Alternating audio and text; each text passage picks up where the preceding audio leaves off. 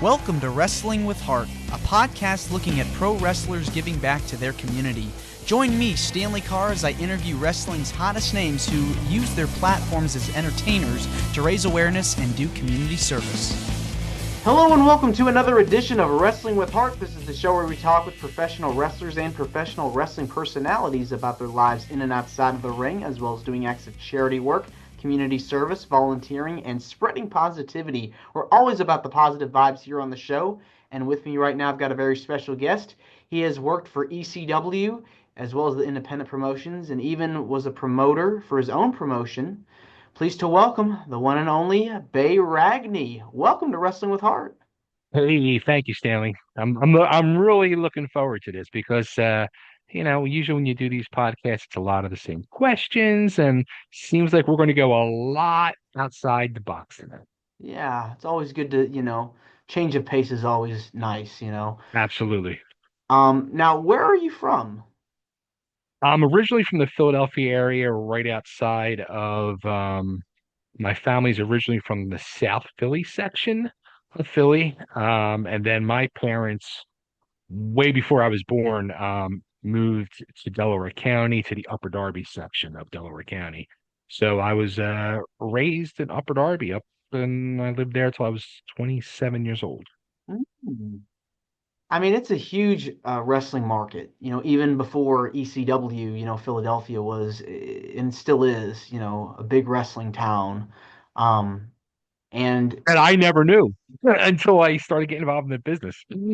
it's crazy because I've heard stories about people watching, championship wrestling, WWF, Yeah. um, from New York, and they would have like this little circuit that they'd go around from New York to Hmm. Philadelphia to Yep. Boston, like across the Northeast, that little area. So it's fascinating to me when I hear these stories because this is how people, had not only watched it, but the commute, the wrestlers would go to different towns across these areas, and that's how they'd make the rounds. Yeah. I remember being a kid, like when I first started watching wrestling, I was like 10 years old. And when I'd be watching WWF on TV, um, and seeing they were coming to Philly, or seeing there was like one or two guys, like Special Delivery Jones was from Philly. I would be like, oh my God, that's amazing. There's actually a wrestler from Philly. I had no idea that even existed. Now, were you always a fan? I didn't even know what wrestling was until, like I said, I was like 10 years old. Um, my father passed away when I was real young, so my mom and I would go spend like a weekend once every few months down at either like different aunts and uncles, and they had children my age, my cousins. So my one cousin, Joey, his father, my Uncle Ralph, was a wrestling fanatic. So we would be sitting in the kitchen, like rolling or playing games or playing with our superhero dolls or whatever we were doing. And I would hear all this screaming coming from the living room from my Uncle Ralph. And I'd be like, what the hell's going on? And this went on for a while. And then finally I was like, I had to like see what was going on. So I went out and sat down with my Uncle Ralph in the living room and I was watching what he was watching, and it was professional wrestling. And I saw the Moondogs. They were the first ones I saw. And there were these crazy big guys that had this like shaggy, moppy hair, and they were like hollering and screaming and chewing on bones. And I was like, this is freaking amazing. Like I couldn't believe what I was seeing. And that just sucked me in. And from that point on, I became a wrestling fan. I was like, why do I watch this at home? And then I started watching wrestling every Saturday morning. I mean, don't you just love those moments where you turn on the TV, you flick around the channels, and then you find something that's very eye-opening? Changes your life. It definitely does. Now, were the Moondogs your favorites growing up? Were they like your favorite wrestlers? You know what? That was like it always had like a little special place in my heart. But my first true favorite wrestler growing up, which I was excited because when I got into the business, I got to do his gimmick, was Adrian Adonis. So Adrian was he was a singles wrestler. He was a tag team champion with Jesse the Body Ventura, with Dick Murdoch. And then he turned, well, he was always a heel, but then he did a gay gimmick. and then had this major feud with Roddy Piper. And yeah, but then sadly he passed away in the late 80s in a car accident. But once, as a young kid watching, you don't realize like the athleticism these guys have or how truly amazing a worker they are. And then once I got into the business and I would sit and watch tapes and study tapes and figure things out and like see like moves that I'd want to cherry pick and turn into my own. I started watching old Adrian Adonis tapes. I was like, oh my God, this guy was so underrated. He was truly one of the all-time greatest workers in the business. And he's somebody I feel definitely needs to get his respect. I think it's kind of fascinating too. Like a lot of the times when you have like colorful characters or flashy characters like Adrian Adonis, like the Gorgeous Georges, Hmm. really like provide that showmanship, like Yeah, that entertainment value. um Macho Man Randy Savage is another one with the absolutely. glitter and glam, glitz and glamour with the glossy outfits to Hmm. the ring. Seth Rollins, today is another one. Absolutely. So you have guys out there that are not only great workers, but their gimmicks are just top notch. Hmm. Like next level, like character driven. Um, Absolutely. and so, all right, so you made your debut in the early 90s. Talk to me about the training, that you went through. I mean, I'd imagine it This was is where it very, gets very comical. intense. This is where it gets comical because um, anybody watching professional wrestling, you'll see um, a move that is involved in everything is being able to flip. I couldn't flip. If I'm working a match and somebody gives me a suplex, gives me a hip toss, tosses me out of the corner, whatever it is, I can flip and go. But for the tryout, you need to stand there yourself and just take a step, jump in the air, flip, land on your back. You can never do it. I could never do it.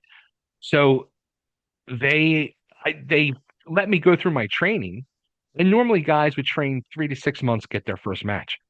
I trained for over 2 years, and they wouldn't let me have my match.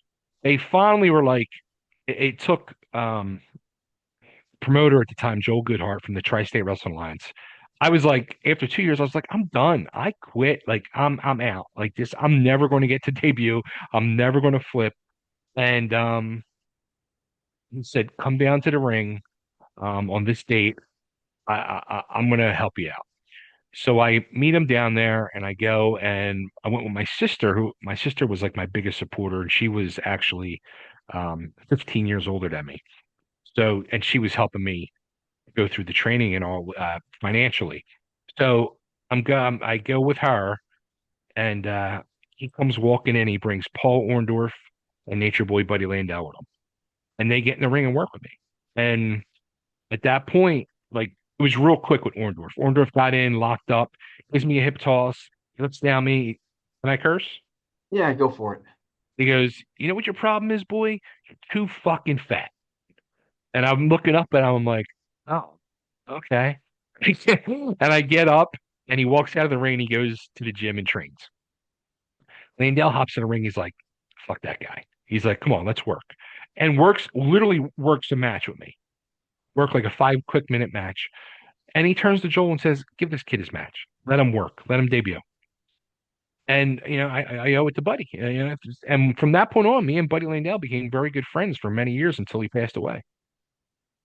Yeah, I mean, it's hard. This is a very tough industry because you have to sacrifice so much, and you're put through the ringer. You do all these workouts and drills. It's a lot. It takes out on you. Do you recall any pieces of advice that your trainers gave you that you still apply to today outside of wrestling? The biggest lesson I really learned in professional wrestling, which turned out to be not only a life lesson in the business, but a life lesson in life. And that was by a guy named Johnny Hotbody, who I'm still very close friends with to this day. Um, we were, in the gym training, and as you're training, you end up sitting on the ring apron telling stories, and we're having a discussion about the business. And at that point, the tag team titles and the federation had changed, and I voiced my opinion. I was like, I don't get it. Like, I don't think they're that good. I don't understand why they put the straps on them. And he got in my face. He's like, who the fuck are you? He's like, how dare you? You've never worked a match professionally. You've never been paid to be a professional wrestler. What gives you the right to judge another person in the ring? He's like, you have no respect. And I was like backed up because I thought he was going to hit me. And I was like, oh shit. All right. And then like that always to this day, I could still picture it clear as day. It's stuck with me. And at that point forward, I learned respect for people in the ring and out of the ring. And I use that in my everyday life. Yeah, I mean, sometimes you'll have to learn lessons the hard way, you know? Absolutely. Absolutely. Okay, so you train, put the work in, you make your debut. Were you nervous, scared? I was petrified. Petrified. Um, because always in the back of my head was that situation A with the flip.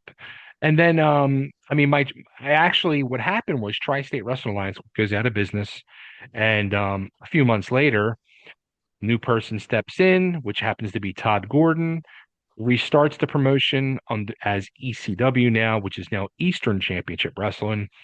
And Todd didn't know me from Adam, but person who helped finish my training, Jimmy Janetti, um, and some other people, put a word in and said, hey, like this dude's been around, give him a tryout. So he gave me and my partner a tryout as the Hell. We did the biker gimmick, the Hell Riders, and our tryout match was against Stevie Richards and a guy by the name of Delaware Dynamo who worked under a hood. And after the match, Todd was like, I love it. You're on, you're in. So he started booking us every show. Yeah, I mean, those early days of ECW are just interesting to watch years later because you see how it Okay. how it's it's Great way it's to put it. it's you see differences between how it started before it started evolving into what we know now as Extreme Championship Wrestling. But you start seeing ECW in the early days. You see all these performers.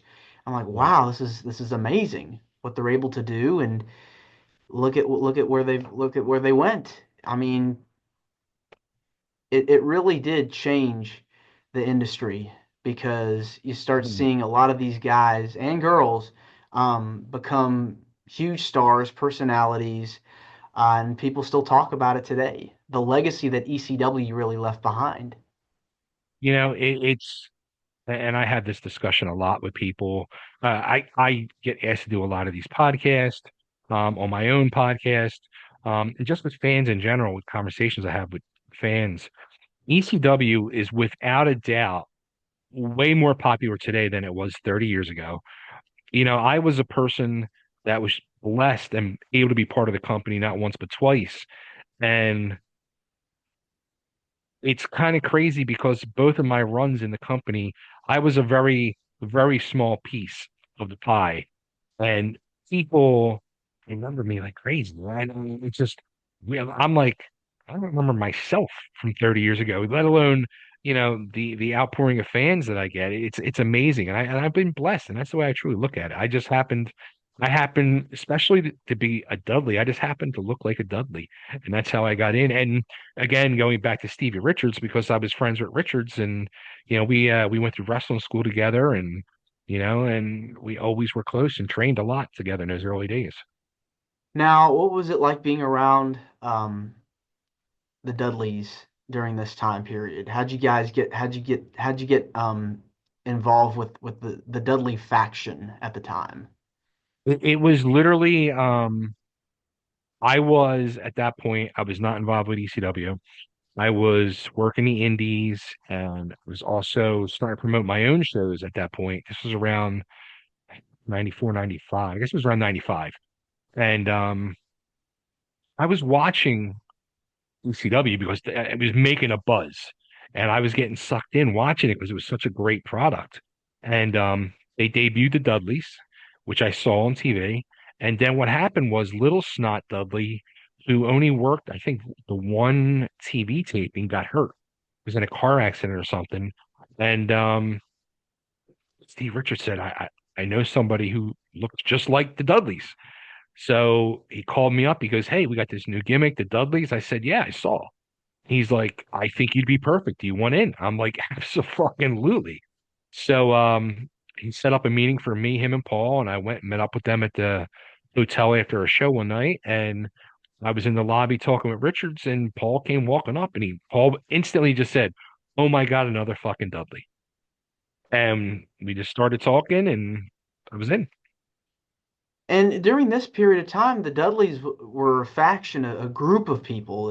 It wasn't just a tag team. It was you and Snot Dudley and Big Dick Dudley, and of course Bubba Ray and Devon were in there as well, and Spike, of course, was added It later started in. growing, yeah. Like I was there, like the order of Dudleys was it was Big Dick, Snot, Dudley, Dudley. Snot goes out, in comes both myself and Dances with Dudley. We started the same night together, which was like the next month.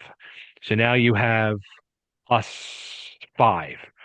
And then they start putting a plant of Sign Guy in the crowd.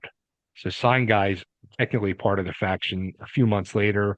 And then Bubba comes in a few months later around the same time. And then Sign Guy crosses the guardrail and comes in and becomes part of it. So now there's like seven of us. And it's kind of crazy. And then probably about 6 months later is when they brought Devon in. So now there's like eight of us. So it was kind of crazy. What was it like um, being with those guys backstage? I mean, I'd It imagine was it was. it was great. I mean, honestly, we all truly got along backstage. We were like brothers. We all hung together and sat together. Um, I was closest to at that time in the early days was Bubba and Sign Guy. And getting to know each other, me and Bubba had realized and Sign Guy, we all played instruments. You know, me and Sign Guy played guitar, Bubba played drums, and we had the same musical styles and interest and taste. And then we started joking we were going to form a band and we were going to get Raven as the singer, so it was going to be Raven and the Dudleys. And yeah, I mean, we just all got along very, very naturally, and we became feel like we did become brothers to a point, and we looked out for each other and helped each other, and yeah, we had each other's back. Yeah, from what I've when I've talked to people from ECW, it seemed like that there was a camaraderie of Yeah. a group of those guys. Really, and it was a family. It was a family It was. atmosphere, and I think that's one of the most lasting legacies of ECW was that kinship. There was. It was truly us against the world. And that it was partially because of the times. Um, it was the era of extreme, not just in wrestling, but that was like the new word that was being used in sports and entertainment. And, a big reason was Paul took that word, one of the early ones. There was other ones starting to use it, but Paul was early on and he really took things to the extreme and defined everything. And then when it became not just the in-ring style, but the out-of-ring style with, we were a bunch of crazy people. And started shooting on all the other companies and workers, and it became a whole renegade thing, like which was gaining attention worldwide. It was crazy. Like when fans were truly coming to the arena back then, you know, they were squeezing between 12 and 1,500 people in that building, like sardines. Like it was, God forbid, thank God it never happened, but if there was a fire, I mean, there would have been hundreds of people probably killed because it was definitely a fire hazard. It was literally like they were shoehorning and sardining people in that building. And People were coming from all around the world to be a part of it and witness what was going on because they couldn't believe what they were saying. It definitely gained a huge following. And that's why 30 years later, people can't stop talking about it. There's never been anything like ECW before ECW and after. Look, there's all these matches and all this hyper extreme times 10 going on with these like people using these crazy things of glass and fire and all this, but there's nothing behind it. ECW had reasons for everything, and there was amazing storylines to go with everything that was done. And there was wrestling psychology written by people like Paulie and Raven, some of the smartest people in the business that know the psychology of the business to write these things, these storylines, where I mean the storylines alone had people on the edge of their seats. And then you put it with what was happening in the ring, and it's like, oh my God, like this is unbelievable. Yeah, I think psychology is definitely important because you want to know why you're doing the moves as opposed to just only doing the moves. Why? I mean, in all reality, people, yeah, they want to see violence, and they'll be like, oh yeah, I'm going to go to this deathmatch tournament, and I'm going to watch two people who just met each other, and they're going to get in the ring, and they're going to start busting light tubes over each other. They're going to throw each other through panes of glass. They're going to light each other on fire. But why? Why? There's no reason behind it. And more of these shows are happening like crazy. It's I don't get it. And I was never a fan of the whole deathmatch stuff. And look, nothing against people that want to do that. If that's on you, but I was just never a fan or wanted to partake in that stuff. Well, when you talk about death matches, why do you feel it's not something you would want to do or something you are for? I don't, I never minded like being in a feud with somebody, having a hardcore feud and going through tables and getting whacked with chairs and getting busted open and that's fine and dandy and that's one thing for the sake of the storyline and stuff like that, but just with nothing behind it and it's just the fact of how we can out it's like almost outgross each other. You know what I mean? Like how I don't even want to use the word extreme because it's beyond that. It's like how can we literally almost kill each other in this match, but really have no meaning behind it? Yeah, it's kind of has to be like contained in a way because you want to be able to do it, but do it properly and with a reason. It's like I'm sure you've seen it, and I'm sure everybody's seen like you always see it like on Facebook or Instagram or TikTok, these new I don't even know what they're called, but it's like slap fights where it's like a slap challenge and you see two people at a thing and they take turns slapping each other. It's like who's going to out slap the person the most? That's what those matches are. And it's like, I don't know. It was just this was never for me. Now, you've gotten to work so many different people over the course of your career, competed against a lot of opponents. Who have been some of your favorites that you got to be working with over the years that you got to step in the ring with? The crazy part is when I was in ECW, I really never got to work. They didn't, the second run, they didn't let me work. They just had me as part of the sideshow of the Dudleys. So that was the disappointing part and part of the reason I left. But when I was working the indies, one of the people I got to work that really was a lot of fun, and it was after I left ECW, was another ECW alumni, Jason Knight. And we had nice like extreme hardcore match in Jersey for NWA New Jersey, and we did an ECW style match. We went all around the building like a pinfall's anywhere in the building, blah blah blah blah. Told the story, back in the ring, do a finish, and that was it. Like so, getting to work people like Jason was really a lot of fun and an honor. You got to do it though. Yeah, Got to be able to yep. do the ECW style match. with I mean, with one hey, of the legends. I always knew I could do it because I was doing it on the indies, working in my own promotion that style against guys and getting booked on the indies doing it. So, I mean, it was just a matter of at that point when I was in ECW, Paulie saw bigger things with people like Bubba and Devon, which is understandable because they both gone on to be, one of the greatest tag teams of all time and Hall of Famers. So he obviously saw something there in them that he didn't see in me, and he made the right call.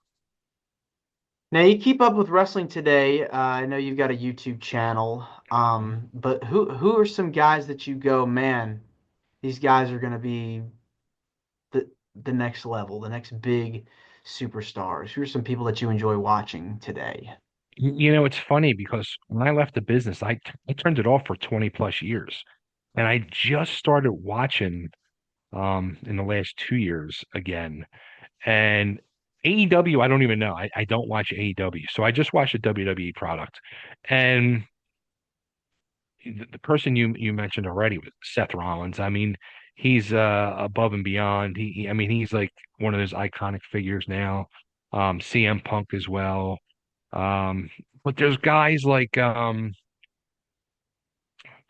not even fans of them, but when they work, I'm like, holy shit! Like, and that's those what's those Viking guys? The Viking The Raiders, the the War War Raiders, Raiders. the War That Raiders. two big guys that are agile as hell, and it's just so impressive because I was always a big guy. But to be able to move like that, and that one dude, he's easy 350, 375. So, that takes a lot to do stuff like that. But yeah, I mean the whole roster nowadays, for the most part, is an amazing roster with WWE. And I'll say for the ladies, the one who I keep saying she just got pulled up to the main roster. She's going to be the next big star of that whole company is Stephanie Valkyr. Hmm. She's going to be huge and somebody who I've been saying for the last 6 months. Um, again, one of the ladies, but now she's out injured. Is Liv Morgan? I say she is the modern day HBK because she makes everybody look like $1 million. Yeah, I mean she's killing it right now. Like she's getting to work all these big matches and with the big match stipulations and Yep, elimination chambers and ladder matches and all that stuff. I mean, it's incredible to see what women's wrestling has done over the it's last crazy. decade or so. Um, There was, I think it was WrestleMania. It was Rhea, Io, and was it Bianca Bianca. Belair? Yeah, they had that three-way match. I was literally at the end of the match sitting there in tears because I was so moved at what I was like, this is one of the greatest matches I've ever seen in my life. I could not believe how fucking amazing that match was. I was so blown away. I was literally in tears. Yeah, I thought that match was incredible. I think that match was incredible. To see what those ladies are doing today, the women are doing today, it is um some pretty next level stuff. You had a story that was it was very emotional and inspiring, and you're able to push forward from that time. If you Well, wanted to talk about it. I I I mentioned early on, my father died when I was 4 years old. So never really having a father or father figure was kind of it's something now, even at 55, 51 years later, I still um never got past it. I just never emotionally got past it and have been um I never healed. I'll put it that way. Never healed from that. And what was it 14, 15 years later, then my mother passes away, both from cancer. So my mom passed away when I was 18, and now I'm hit with no parents. And at that point in my life, we found out my mom was sick with cancer when I was 16, and she was fighting against it for a couple years. And at that point in my life, I was really a complete screw up in school and high school. I also thought, and I was also going down the path of, I thought I was going to be a rock star, and I was going to be this big, like Motley Crue or somebody, and make all this money and be this big time crazy rock star. Not that I ever really tried to learn to play my instrument well. I was too busy teasing my hair up and making myself look pretty instead of trying to be pretty on the guitar. But my mom came up with the idea um, to buy me a pizza shop because she knew I was not going to be a rock star. I was trying to set me up with a life plan, but she knew she was dying. So she buys me this pizza shop, lets me drop out of high school, and 9 months later, she passes away. And I literally, that morning, January 8th of 1989, um, I came home from the hospital. I walked back in my house door with my sister, um, 7:30 in the morning, went in the refrigerator, popped open a beer. And I used to, casually drink at that time as a kid. Um, and I just started drinking nonstop, nonstop. Um, even to this day, I drink a lot, and I'm not saying that's the solution for me or for anybody. Um, it's been a tough road. You don't realize, and at time it's crazy when you say to yourself,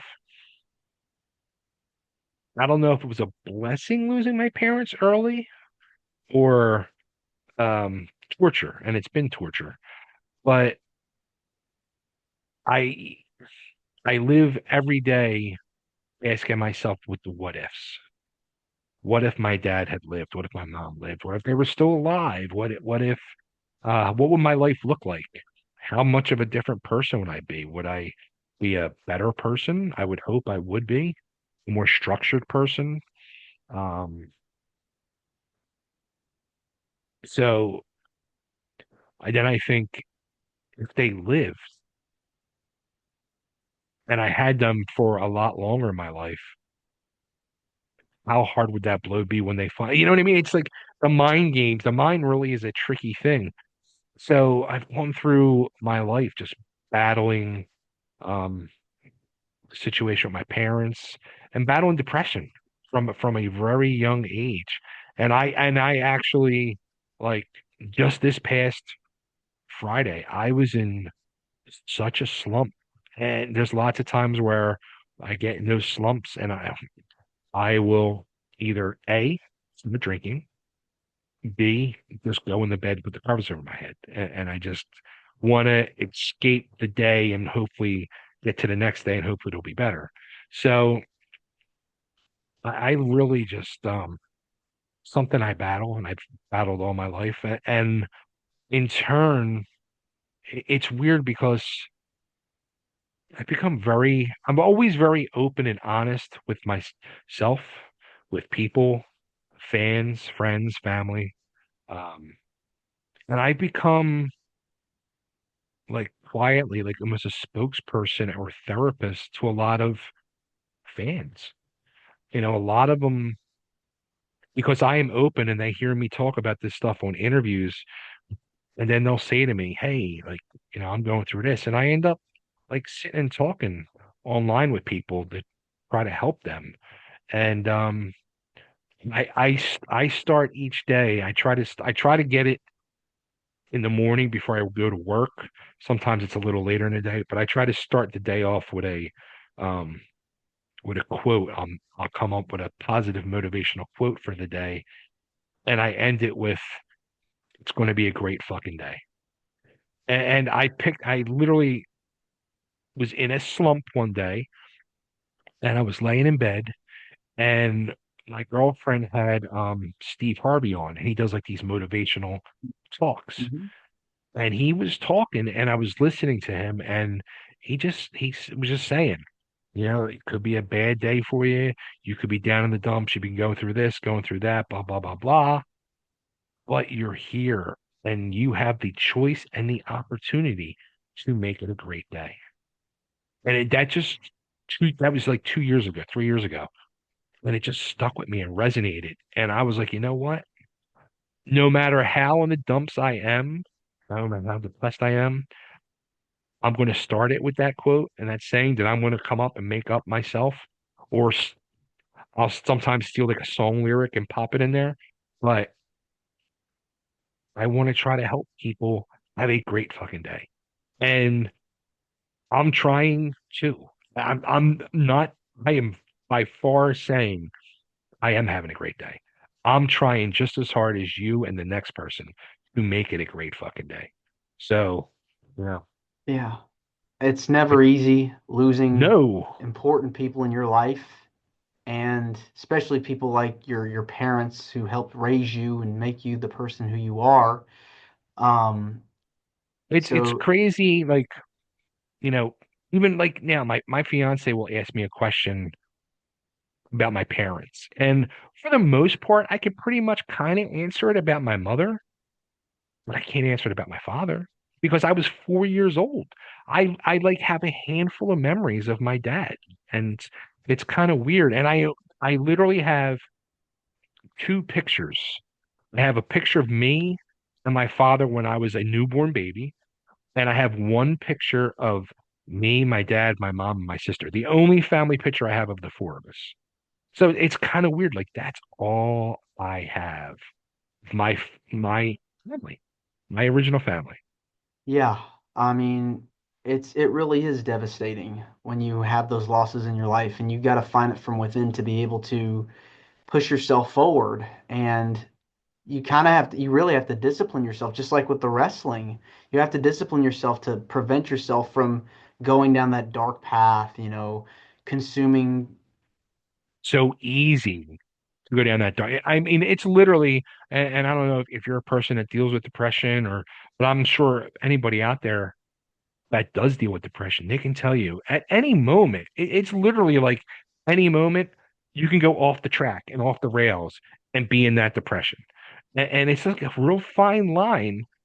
And it's a constant battle and struggle. Yeah, I mean, it's something that you've got to really like fight through, Mhm. and you really have to tell yourself every day, things will be okay if you just do this. Try to take care of your health, not just physically, but mentally, you know. And you know what? That's where it all starts. It truly, like right now, I'm going through I'm in one of my bad weight issues. Like for most of my life, I've gone up and down with weight.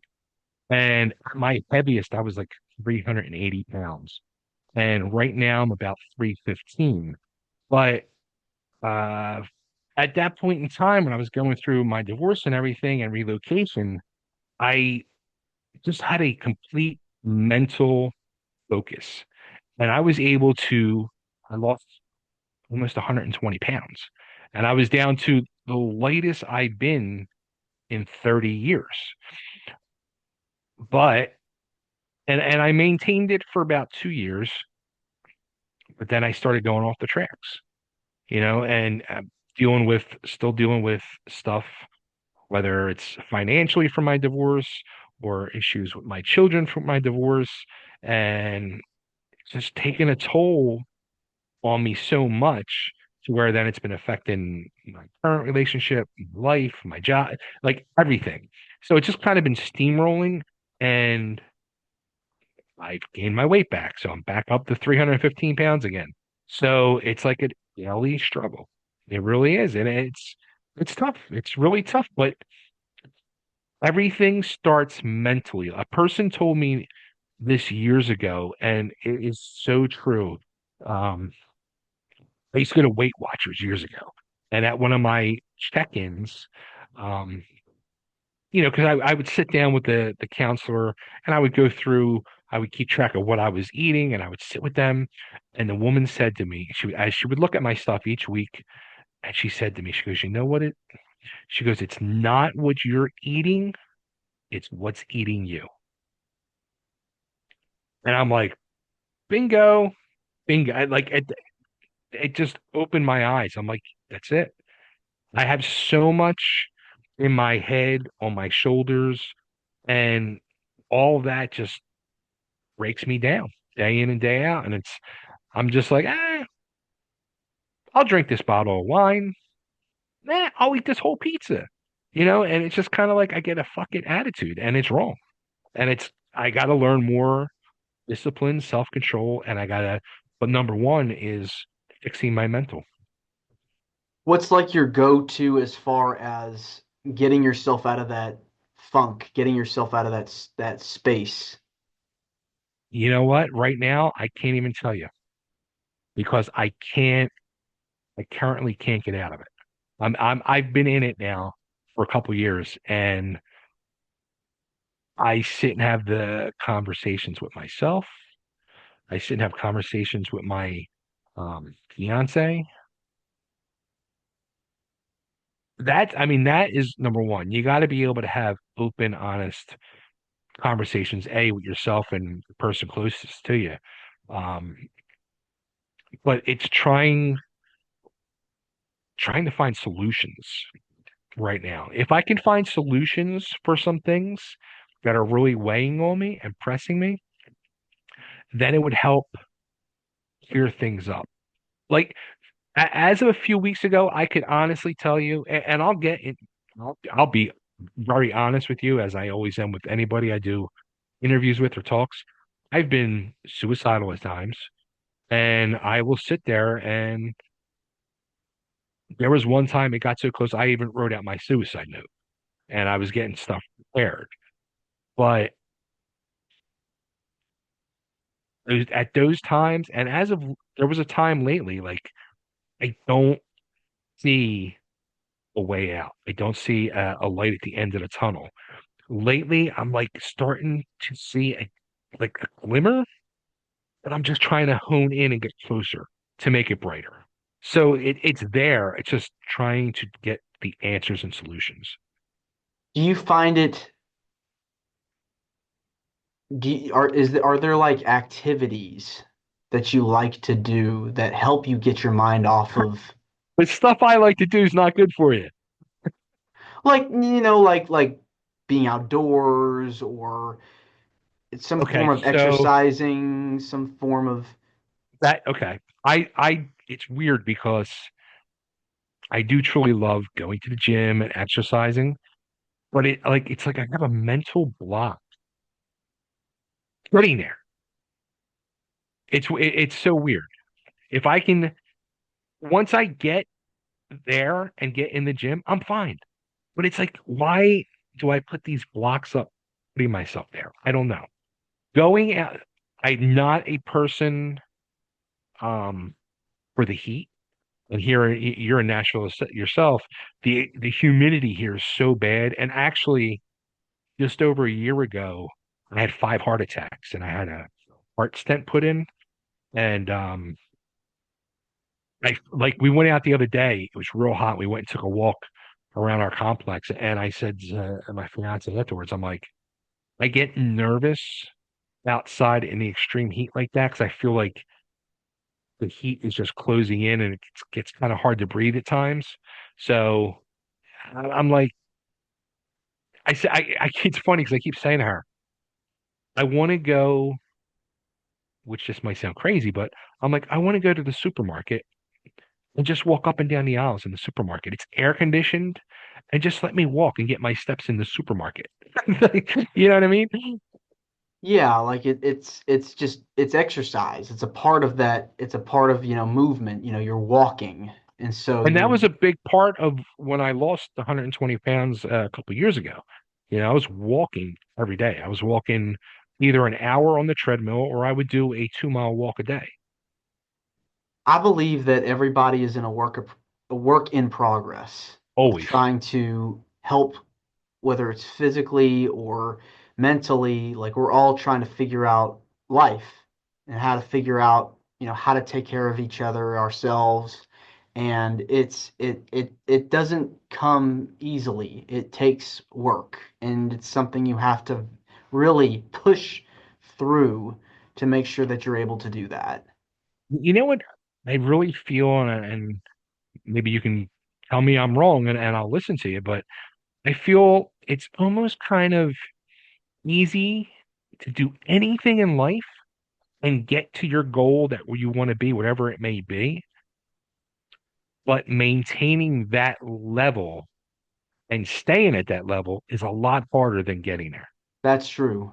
That is that there is some truth to that. I Hmm. think that, you to be able to stay at that level, it takes work. It takes Yeah, hard work. So absolutely. discipline and, you know, focus is very important to be able to Mhm. have your eyes on that goal, whatever it is. Because if you achieve one thing here, the next thing you want to achieve comes next. Yep. You have to work at it, and it's all about, staying in that zone, being determined and confident, and hopefully things will open up. I mean, it does take a lot of work. Nonstop. Yeah, It's a lifelong job. that's what it is. Well, what is it? What message do you feel you want to send to the people listening to this podcast about overcoming obstacles and being able to overcome depression, that people that are going through something, what is there a message you want to say to the people that are listening? The biggest message to the whole thing is A, you're not alone. You are by no means alone because really talking with people and learning, everybody's either going through what you're going through or going through their own battles. So you're not alone in whatever battle it is that you have. And whatever battle it is that you do have, it might suck today, but tomorrow could be a great fucking day. You don't want to miss it. So just do the work. Stay pot. Positivity is a beautiful thing. It's a must. You got to maintain positivity and keep working to make it a great fucking day. Right. It's what we're here for. I mean, wrestling with heart. It's all about the That's it. positivity. That's it.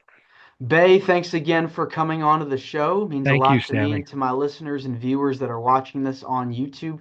Where can people find out more about you on social media? And oh, I forgot to mention this. So you got a podcast as well. Let's talk about that. What made you want to start that? I've been doing podcasting for 13 years now. I used to do a weekly live radio audio show I did for 8 years called Totally Driven Radio. Positive. It's positivity, totally driven. And that's what I used to do celebrity interviews. I ended up doing like over 1,000 celebrity interviews. And a lot of that was talking about their stories and their being driven to get to where they got. Um, I ended up closing that down after I was going through my divorce and moved to Nashville. And then I relaunched different renditions of it as the Bay Ragni show. I used to do a Strictly Music interview show. But now I'm in the midst of just converting everything over because this whole Chubby Dudley thing and ECW craze has really been big lately for me the last couple years. So I'm going, everything is under Chubby Dudley Official on YouTube, Facebook. I just started a TikTok the other day. Um, and I'm just working to really become honestly a full-time content creator right now. I'm doing videos all day and night. I'm going to be doing my podcasting where I'll be doing more interviews with wrestlers, musicians, comedians, whoever it may be. And also too, I do WWE recap shows. Me and my tag team partner, Mr. Johnny Hotbody, the guy that taught me respect 30 plus years ago. We do it together and we have some friends and fans from the business jump in and hang out with us and help out. And we have a ball with it and trying to push the whole world into a great fucking day with hanging out with Chubby Dudley. Oh man, I love to hear that. It's amazing. Full circle moment. Getting a chance to, Absolutely. yeah. Well, Absolutely. Bay, thanks again, and you're more Thank you, than welcome to Stanley. come back. Anytime, man. You know where to find me. All right, take care. You too. This is Wrestling with Heart. I hope you found this podcast to be informative and entertaining. If you did, please hit the subscribe button and look out for the next edition.